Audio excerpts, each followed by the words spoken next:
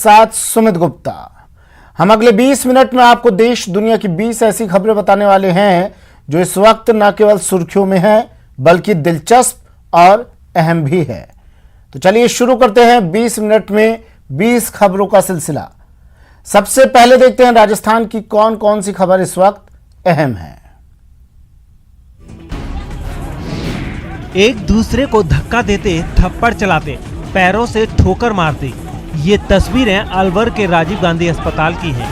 ये हंगामा दरअसल उस वक्त बरपा था जब संजीदा खान नाम की एक महिला का यहाँ पोस्टमार्टम किया जाना था। बताया जा रहा है कि संजीदा खान नगली सहसपुर गांव की रहने वाली थी और ससुराल में संदिग्ध परिस्थितियों में उसकी मौत हो गई थी। मौत के बाद संजीदा खान के मायके वाले भी अलवर के राजीव गांधी अस्पताल पहुंचे थे और वहीं वो लोग संजीदा के ससुराल वालों से भिड़ गए। संजीदा के मायके वालों का आरोप है कि दहेज के लिए संजीदा की हत्या की गई। उन्होंने ये भी आरोप लगाया है कि 21 फरवरी को संजीदा को उसके शौहर ने जहर भी दे दिया था, लेकिन उस वक्त वो बदनामी के डर से पुलिस रिपोर्ट नहीं करा पाए थे और अब उसकी हत्या कर दी गई है। संजीदा के पति का नाम सद्दाम है और पैरामिलिट्री फोर्स का जवान है। अब पुलिस ने पूरे मामले की जांच शुरू कर दी है। सीसीटीवी तस्वीरों में साफ नजर आ रहा है कि एक के बाद एक 3 लोग दुकान के अंदर दाखिल हुए और जब ये लोग वापस लौटे तो इनमें से किसी के हाथ चाकू था तो किसी के हाथ पिस्तौल।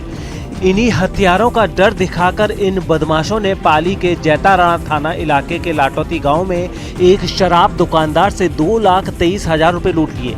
बताया जा रहा है कि ये तीनों बियर खरीदने के बहाने दुकान में घुसे और आसपास खाली देखकर सेल्समैन पर पिस्तौल तान दी और उसके गले में रखे 2.25 लाख रुपए लूट लिए। ये वारदात 20 तारीख की शाम 8:21 की है। शराब दुकानदार ने लूट की इस वारदात को लेकर केस दर्ज करा दिया है और पुलिस ने इन बदमाशों को पकड़ने की कोशिश भी शुरू कर दी है। उजड़े हुए आशियाने, टूटे हुए बिजली के खंभे और उखड़े हुए पेड़ ये बताने के लिए काफी हैं कि यहाँ तूफान ने तबाही मचाई है। तूफान से तबाही की ये तस्वीरें जैसलमेर से आई हैं, जहां सरहद पार पाकिस्तान की तरफ से आए तबाही के तूफान की वजह से कई मकानों को नुकसान पहुंचा है। साथ ही दर्जनों पेड़ उखड़ गए हैं। इतना ही नहीं, यहां आए तूफान से बिजली के बड़े बड़े खंभे भी जमीन पर आ गिरे हैं। रविवार की रात करीब 11 बजे यहां 70 से 80 किलोमीटर की रफ्तार से हवाएं बहने लगी थी, जिसकी वजह से घंटों रेत का गुबार उड़ता रहा और ये तबाही हुई।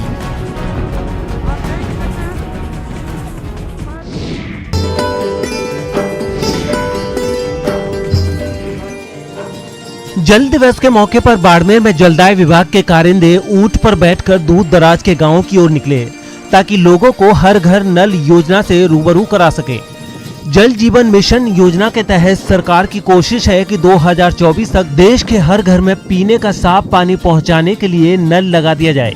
इसी योजना की जानकारी सरहदी इलाकों तक पहुंचाने के लिए ये कर्मचारी ऊंट पर निकले, क्योंकि इस इलाके तक पहुंचने का यही एकमात्र साधन है। बिल्कुल अधिकारी कह रहे हैं कि पानी पहुंचेगा आपका जल्दी, ठीक है। जिस हिसाब से हम योजना बना रहे हैं इस हिसाब से कोई कमी नहीं रहेगी, आपको पानी 1-2 साल में पहुंचे। गाँव ऐसे हैं जहाँ पे सड़कों पर गर्मी में रेत आ जाती है। अभी कुछ गांव ऐसे हैं जहाँ पे सड़कों का थोड़ा सा अभाव है, तो ऐसे में पश्चिमी राजस्थान में जो रेगिस्तान का जहाज है ऊँट, उसका उपयोग ले रहे हैं।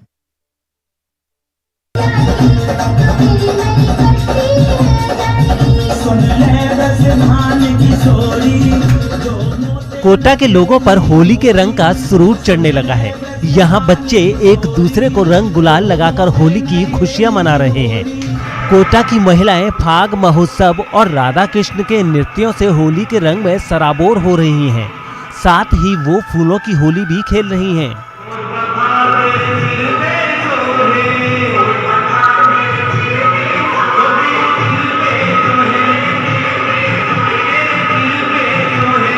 होली खुशियों का त्योहार है और इस त्योहार की परंपरा है एक दूसरे को रंग गुलाल लगाना और गले मिलना। लेकिन कोरोना संक्रमण को देखते हुए लोगों को रंग गुलाल और गले मिलने से दूर रहना चाहिए, नहीं तो होली के रंग में भंग मिलते देर नहीं लगेगी।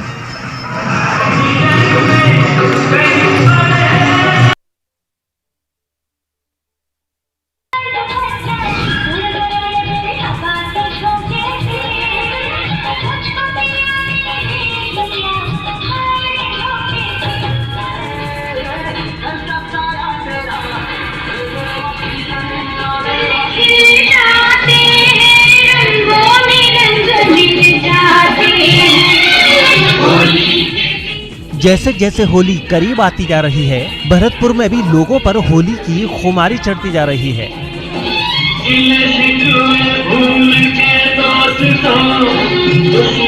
खास बात ये कि यहाँ की महिलाएं भी फागोत्सव में जमकर हिस्सा ले रही हैं। वो रंग बिरंगी पोशाक पहनकर ब्रिज की परंपरा निभाने में लगी हैं।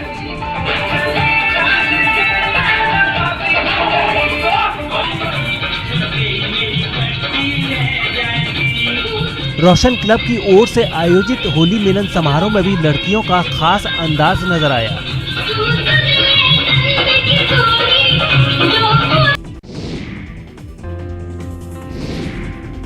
आलियाबाद में भले ही इन दिनों पानी की कमी हो गई हो, लेकिन यहाँ देशी विदेशी पक्षियों की कोई कमी नहीं है। पानी की लहरों से आसमान तक, यहाँ तक कि धूसर जमीन पर जहाँ तक नजर जाती है, इन्हीं पक्षियों का झुंड नजर आता है। इस इलाके में इनका कलरव सुनाई देता है।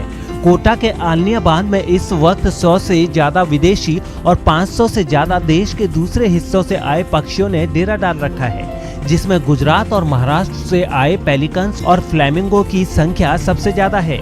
इनके साथ साथ यहाँ चितकबरा एवोकेट, चितकबरा किंगफिशर, रिवर्टन, बार हेडेड गोट, सफेद ललाट वाला हंस, common coot, common pochard, common चेती, राजहंस, थोड़ा कॉमरेंट, बड़ा cormorant, great white pelican, little ring plover, black tailed godwit, चम्मच बिल स्टॉर्क, यूरेशियन कर्ल दिखाई दे रहे हैं।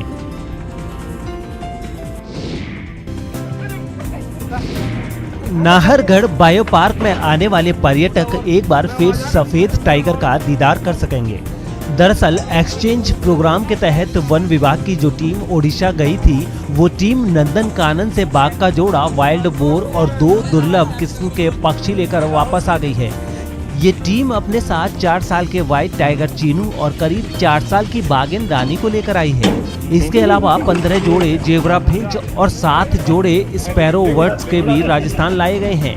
इन्हें फिलहाल जयपुर जू में रखा जाएगा और फिर इन्हें नाहरगढ़ बायो पार्क में शिफ्ट किया जाएगा।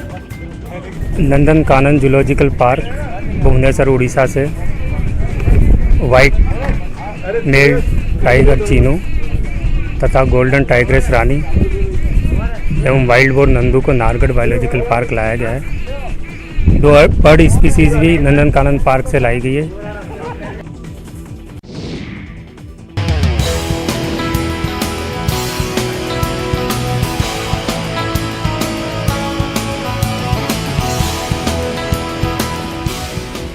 भरतपुर के लोहगढ़ स्टेडियम में आयोजित कुश्ती का समापन हो गया है। नेशनल लेवल के इस दंगल में दिल्ली के सुमित छत्रसाल ने मोनू छत्रसाल को पराजित कर लोहागढ़ केसरी के खिताब पर कब्जा जमा लिया।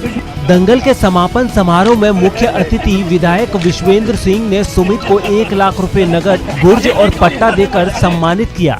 इस दौरान लोहागढ़ कुमार, लोहागढ़ किशोर सहित अन्य पहलवानों को भी पुरस्कृत किया गया। लोहागढ़ केसरी का खिताब सुमित छत्रसाल दिल्ली ने जीता, मोनू छत्रसाल को हराकर। उनको 1 लाख रुपए नगद, 1 मिठाई का पैकेट, 1 चांदी की गुर्ज और पट्टा आदि का पुरस्कृत किया गया, पट्टे आदि से। 20 मिनट 20 खबर में अब देख लेते हैं कुछ दूसरे राज्यों की भी खबरें।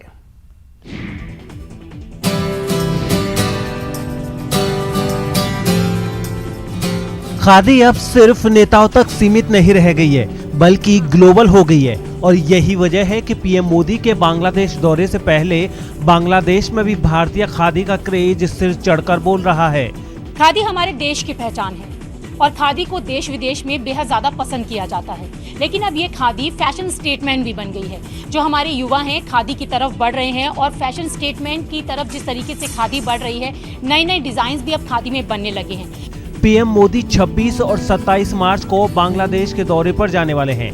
पीएम के दौरे के दौरान बांग्लादेश में भारत की खादी से बनी मुजीम जैकेट मुख्य आकर्षण का केंद्र रहेगी।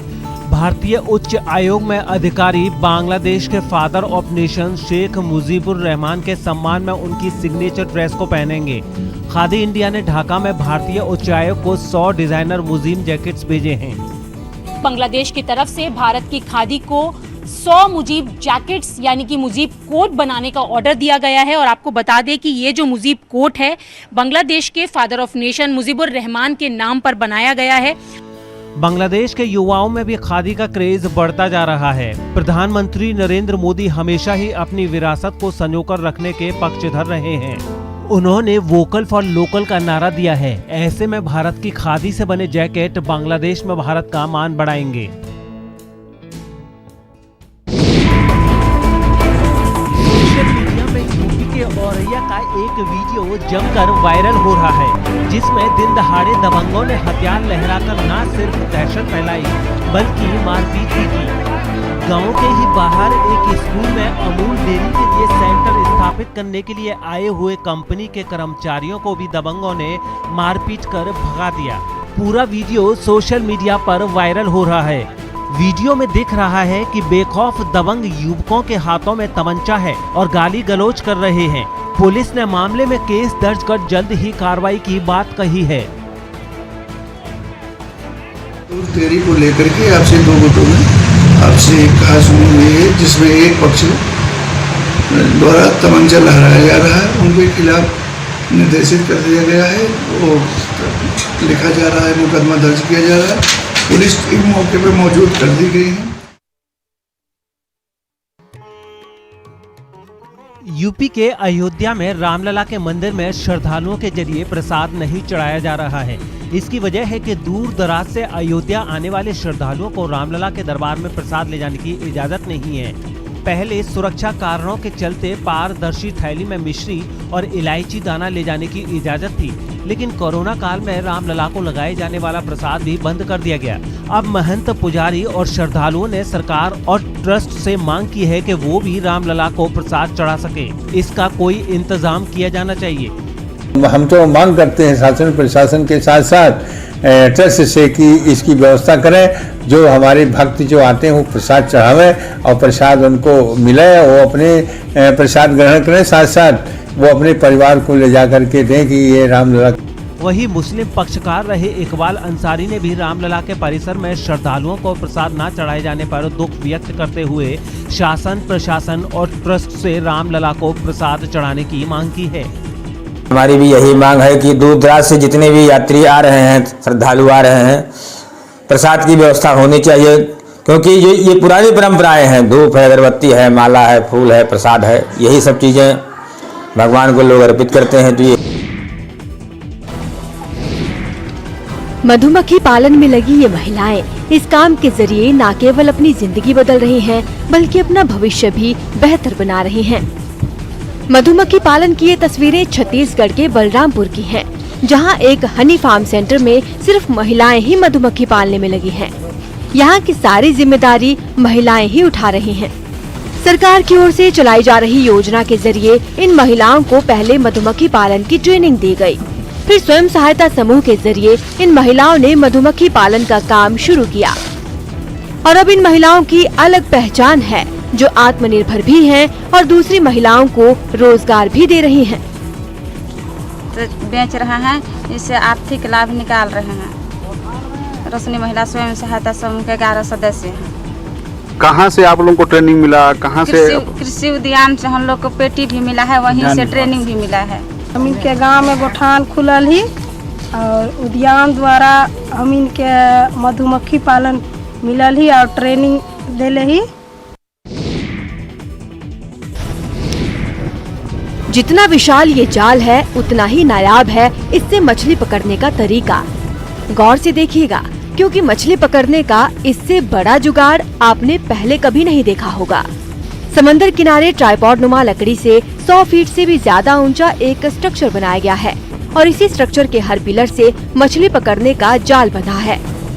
ट्राइपॉड नुमा स्ट्रक्चर की खास बात ये है कि ये नीचे जमीन पर नहीं खड़ा है, बल्कि आसमान में बंधा है और उसका एक सिरा एक नाव के साथ लगा है।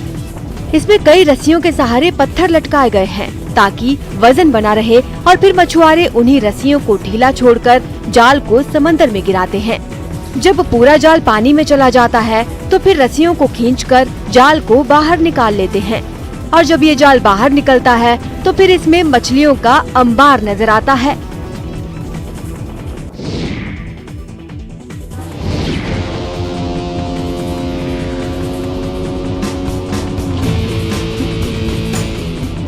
जिसने भी देखा वो देखता ही रह गया, इतिहास को सड़क पर फर्राटा भरते हुए, बीते जमाने की कारों को यूं नए जमाने से रेस लगाते हुए।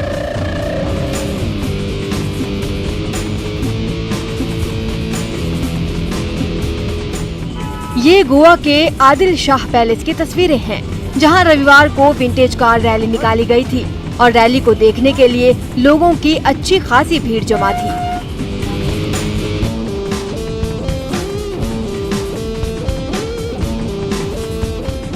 इस कार रैली में 50 से ज्यादा विंटेज कारें शामिल हुई। आपको बता दें, इस कार रैली का आयोजन Goa vintage and classic vehicle club की ओर से किया गया था।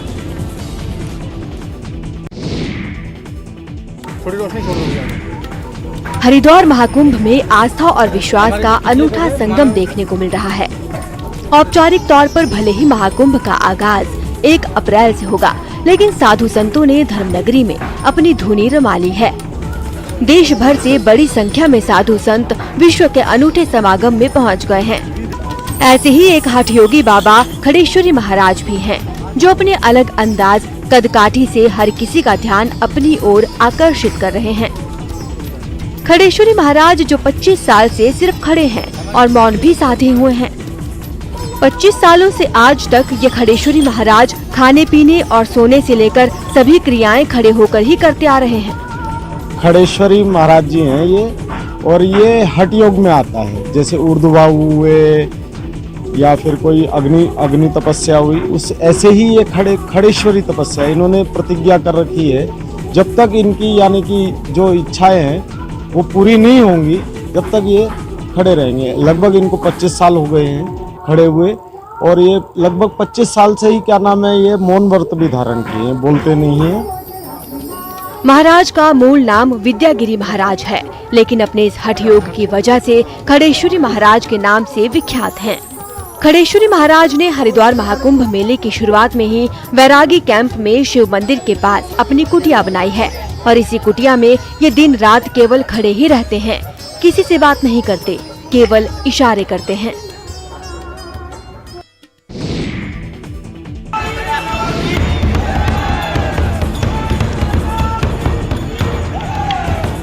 ये तस्वीरें यूपी में मथुरा के द्वारिकाधीश मंदिर की हैं, जहां बड़े बड़े ढप रखकर भगवान को रंग लगाया जा रहा है।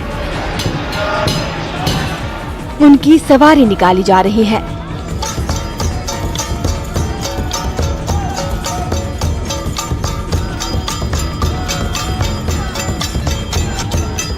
ब्रज में 40 दिवसीय होली का इन दिनों खास ही रंग दिखाई दे रहा है। भगवान के यूं रंग लगाने के बाद श्रद्धालु भी रंगीन नजर आए।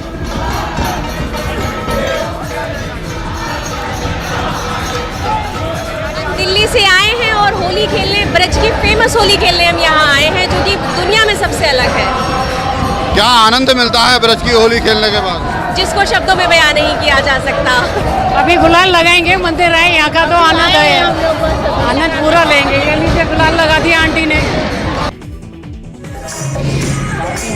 उत्तराखंड की सांस्कृतिक नगरी अल्मोड़ा में यूं तो सभी त्योहार धूमधाम से मनाए जाते हैं, लेकिन बसंती रंग में रंगी महिलाओं की यह खड़ी बैठकी होली का स्वांग बेहद खास है। पिछले 30 सालों से महिला कल्याण संस्था होलियारों को मंच देती है।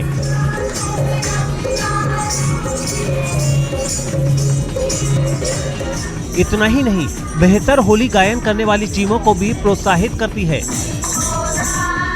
घर की हेड होती हैं और वही बच्चों पे अच्छे संस्कार डालती हैं। तो अगर हमारी संस्कृति बची रहेगी तभी हम बच्चों में भी वो संस्कार दे पाएंगे। तो इसके लिए हम महिलाओं को एक मंच देते हैं। महिलाओं में बहुत उत्साह है और बहुत उत्साह से वो इस होली के कार्यक्रम को करती आ रही हैं। अल्मोड़ा में पौष माह के पहले रविवार से बैठकी होली शुरू हो जाती है और शिवरात्रि के बाद होली का रंग चढ़ने लगता है।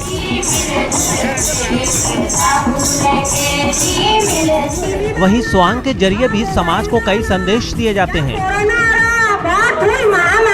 हम लोगों को ये संदेश देना चाहते हैं कि आप आपसे अपने मतलब जो बैराग्य हैं, जो लोगों में दुश्मनी है, उसको वो दूर करें और अपनी संस्कृति जो हमारी होली है या हमारी जो फूलदेई, ये हर चीज़ जो है हमारी संस्कृति को आगे लेके जाए। अल्मोड़ा की होली अपने आप में अनोखी होली है, इसीलिए अल्मोड़ा को सांस्कृतिक राजधानी कहा जाता है, जहां पुरुषों की बैठकी होली शास्त्रीय रागों पर आधारित होती है विशुद्ध रूप से। वहीं महिला बैठकी होली जो है वो सुगम स्वरों में संचालित की जाती है।